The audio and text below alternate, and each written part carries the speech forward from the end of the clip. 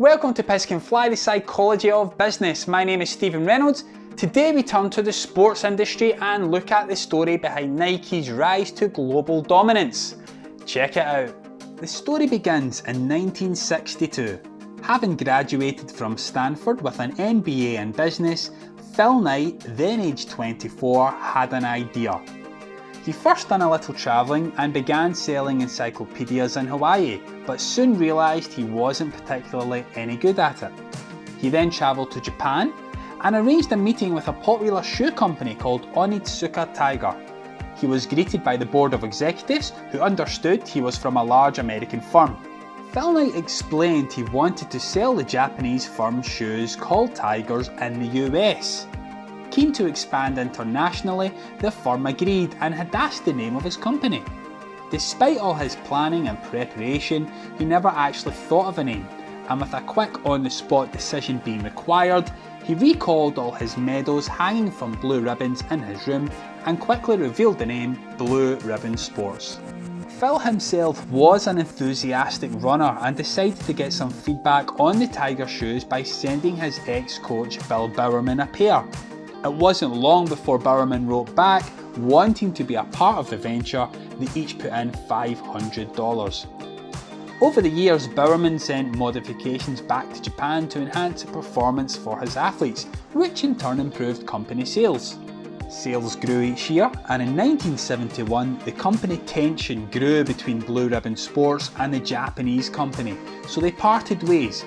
But not before a court battle brought on by the Japanese firm, which ultimately Phil Knight's company won, forcing the Japanese company to pay out $800,000, which was the equivalent of over $5 million in today's money. This money was greatly welcomed as the company was constantly pushing boundaries and stretching cash flow in order to grow as quickly as possible. The truth was, they simply couldn't meet demand. After this case, it was time for a rebrand.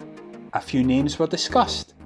Phil Knight wanted to call the company Dimension 6, another executive wanted to call it Falcon, but it was the name Nike that came from the company's first employee, who had apparently dreamt of the Greek goddess of victory the night before. A local design student created the now famous swoosh logo. At the time, it cost Nike $35. Some years later, Phil awarded the designer 500 shares of stocks reportedly worth $1 million. In 1980, the company decided to go public. Despite its high turnover, in excess of $100 million in sales, it was still struggling every month for cash flow, and the time felt right to sell shares. The company's initial public offering was $22 a share, and Phil Knight was now worth $178 million. Afterwards, the company went from strength to strength and began a strategy of signing top talent. While this was a strategy they had previously used, it was primarily track runners that were offered deals. Now they were expanding.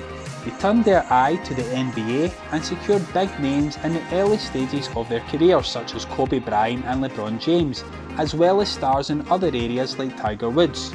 By far the most successful of all time was the signing of Michael Jordan in 1984.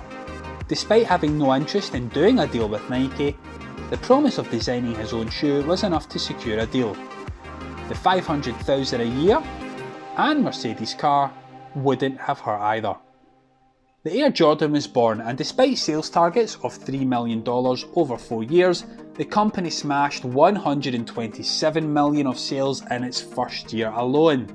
The shoe catapulted Nike to new heights. As of 2018, the company now makes $2.8 billion from the Air Jordan brand alone, of which Michael Jordan receives up to $100 million a year from royalties.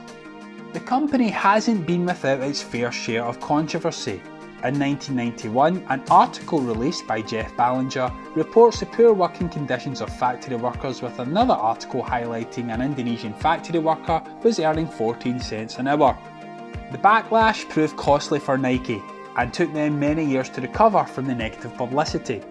While they did improve the factory conditions in the countries they were producing in, they have also continued to move to new developing industrial countries where wages are lower, a pattern that continues to this day. Nike continued its sponsorship of athletes as well as sport teams over the decades, expanding into football, NFL, NHL, cricket, golf, tennis and many other sports. It acquired its once rivals Converse in 2003 for $305 million, and by 2015, after Phil Knight stepped down as chairman, it was the world's most valued sports brand at $19 billion. As of today, Nike is valued at $34.8 billion, just 56 years on from the $500 Phil Knight and Bill Bowerman each put in to start the company. Our next story tackles one of the biggest rivalries in US history, dating as far back as the 1930s. A rivalry that still continues to this day, that has seen the pendulum swing entirely. This is the story of Marvel versus DC.